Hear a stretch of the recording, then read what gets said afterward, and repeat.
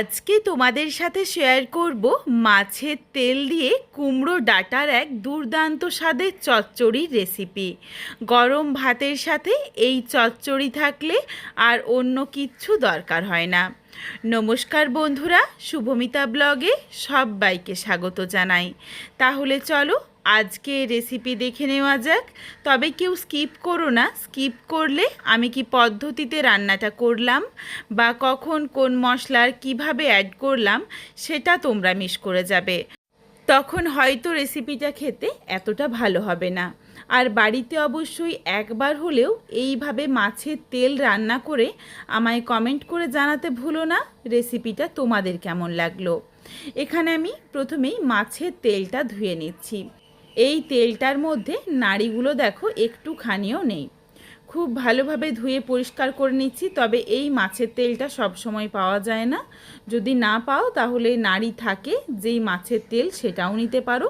তবে অবশ্যই নাড়িগুলো ফেলে দিও। আর কাতলা মাছের তেল হলে কিন্তু বেশ ভালো হয়। খুব ভালোভাবে দেখো মাছের তেলটা আমি ধুয়ে নিয়েছি। এর মধ্যে বেশ কিছুটা চর্বিও রয়েছে।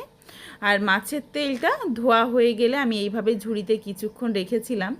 জল বেশ কিছুটা ঝরে গেছে। এরপর মাছের তেলটা নিয়েছি একটা প্লেটে। এর মধ্যে স্বাদ অনুযায়ী লবণ, হলুদ আর সামান্য একটু লঙ্কার গুঁড়ো দিয়ে মাখিয়ে রাখবো। বেশ খানিকটা জল ছেড়ে আসবে, সেই জলটা কিন্তু অবশ্যই ফেলে দেব। তবে এখানে তোমরা যেই তেলটার মধ্যে নাড়ি থাকে সেই তেল যদি ব্যবহার করো তাহলে চাইলে কিন্তু অবশ্যই একটু পাতিলেবুর রস দিতে পারো। তাহলে মাছের তেলের যে একটা গন্ধ থাকে সেটা অনেকটাই চলে যায়। লবণ, হলুদ আর লঙ্কার গুঁড়ো দিয়ে দেখো ভালোভাবে মাখিয়ে কিছুক্ষণের জন্য রেখে দিয়েছি। আর এদিকে আমি কিছু সবজি কেটে ধুয়ে পরিষ্কার করে জলটা ঝরিয়ে নিয়েছি। প্রথমেই বেশ কিছুটা পরিমাণে কচি কচি কুমড়ো ডাঁটা নিয়েছি। এখানে কুমড়ো ডাঁটার পরিবর্তে কিন্তু তোমাদের পছন্দ মতো যে কোনো ডাঁটা দিতে পারো। নিয়েছি আলু, বেগুন, ঝিঙে, কুঁদরি, এগুলোকে প্রত্যেকটাকেই সরু সরু লম্বা করে কেটে নিয়েছি একই রকমভাবে। সবজিটা ধুয়ে পরিষ্কার করে জলটা ঝরিয়ে রাখলাম। তোমাদের হাতের কাছে যদি আরও কিছু সবজি থাকে অ্যাড করতে পারো, বা যেটা হাতের কাছে থাকবে না সেটা চাইলে বাদ দিতে পারো। সবজির মধ্যে দিয়ে দিলাম স্বাদ অনুযায়ী লবণ আর অল্প পরিমাণে হলুদের গুঁড়ো। এরপর এই সবজিটাকেও মাখিয়ে নিয়ে রেখে দিচ্ছি কিছুক্ষণের জন্য রেস্টে। তার মধ্যেই বাকি রান্নার জোগাড়টুকু করে নেওয়া যাবে। খুবই কম সময়ের মধ্যে রান্নাটা হয়ে যায়। রান্নার মধ্যে যা যা মশলা লাগবে মশলাগুলো আমি প্রত্যেক কটা গুছিয়ে নিচ্ছি, তারপর ফেরত আসছি। কিছুক্ষণ পরে দেখো বেশ খানিকটা সবজি থেকে জল ছেড়েছে আর বেশ খানিকটা কিন্তু মাছের তেল থেকেও জল ছেড়েছে। এই জলগুলো ভালোভাবে ফেলে ঝরিয়ে নিয়েছি। কড়াইয়ের মধ্যে 1 চামচের মতো সর্ষের তেল গরম করেছি। বেশি তেল দেওয়ার একদম দরকার নেই, শুধুমাত্র কড়াইয়ের মধ্যে যাতে লেগে না যায় এই জন্য তেলটা ভালোভাবে গরম করে কড়াইয়ের চারিদিকে লাগিয়ে নিয়েছি। তারপরই মাছের তেল দিয়ে দিয়েছি। মাছের তেল দিয়ে নাড়াচাড়া করে মাছের তেলটা হালকা একটু লালচে রং ধরিয়ে ভেজে নিচ্ছি। মাছের তেল থেকেই দেখো বেশ অনেকটা তেল ছেড়েছে। এই তেলের মধ্যেই পুরো রান্নাটা হয়ে যাবে, আর তেল দেওয়ার দরকার নেই।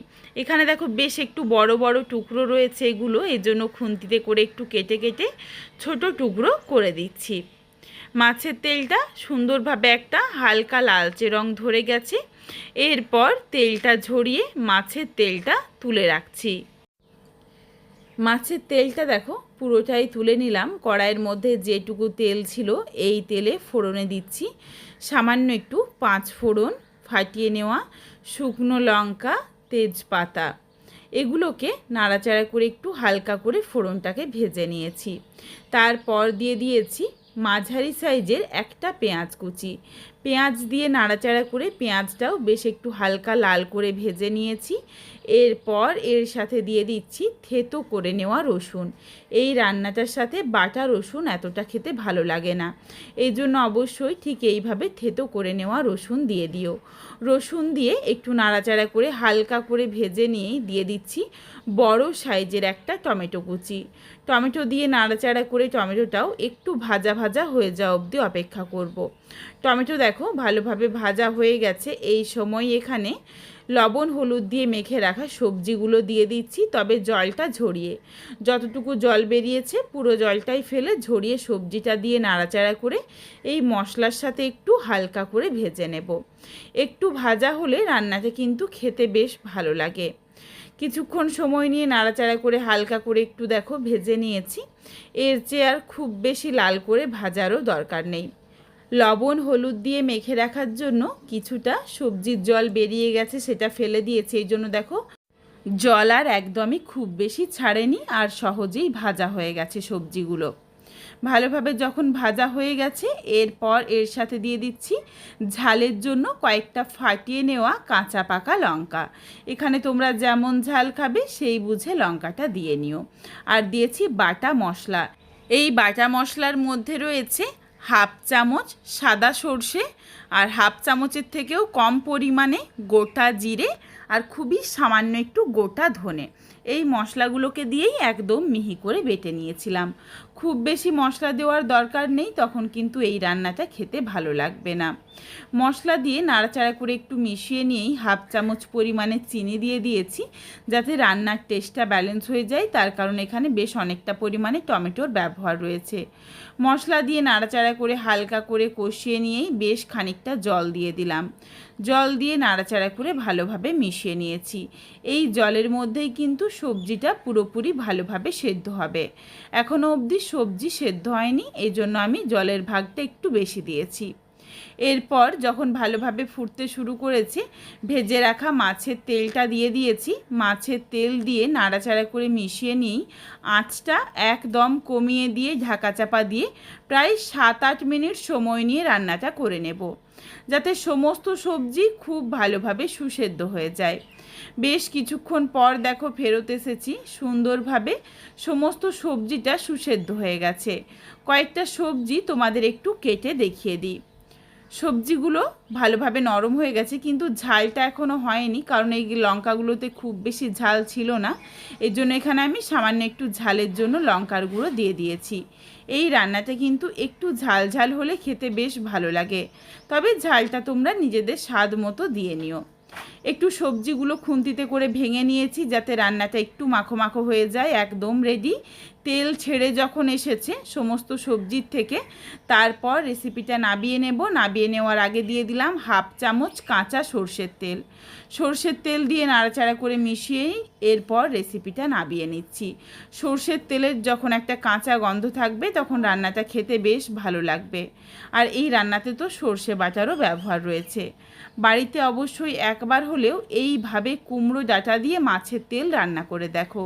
তারপর আমায় কমেন্ট করে জানিও যে রেসিপিটা তোমাদের কেমন লাগলো। গরম ভাতের সাথে এই রেসিপি থাকলে আর অন্য কিচ্ছু দরকার হয় না।